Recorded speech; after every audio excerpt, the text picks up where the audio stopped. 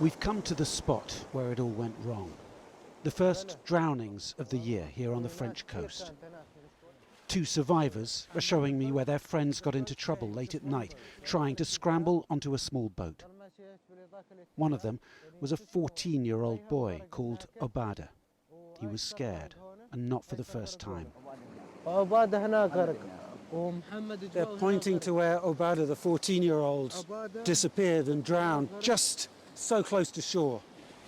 He couldn't swim. Obada was Syrian, and this, as far as we can establish, is his story. A story that ended here 2 weeks ago, French rescuers arriving too late to drag him from the icy waters alive. Abade, he was only 14 years old. Obada's name was read out the next evening at a ceremony in Calais, alongside his older brother Isa, the latest in a long list of migrant deaths. But why and how was a child caught up in such a dangerous journey? We went to London to meet another of Obada's brothers, Nada. He had made the same illegal crossing 2 years ago and now has refugee status in the UK. He and the family had encouraged Obada to attempt the same trip. He told me when he come here, he want to watch football game in Arsenal.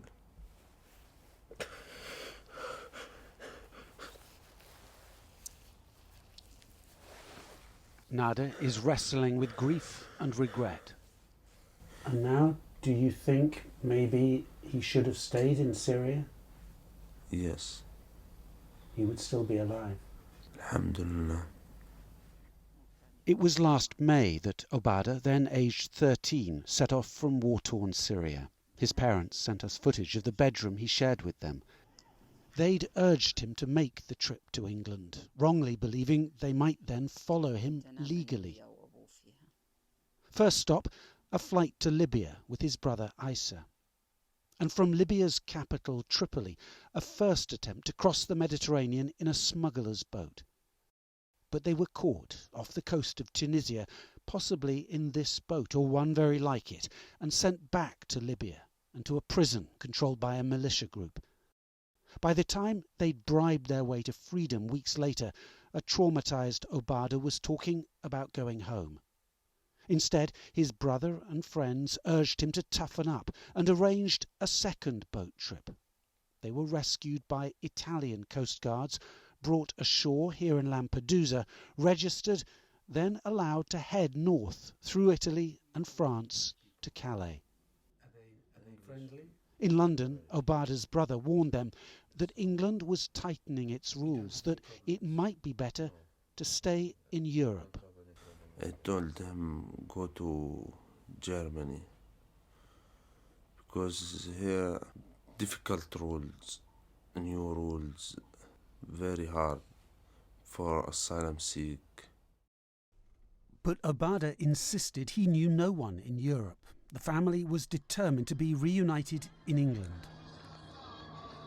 And so to Calais. This was filmed hours before he drowned. Obada's long journey nearly over.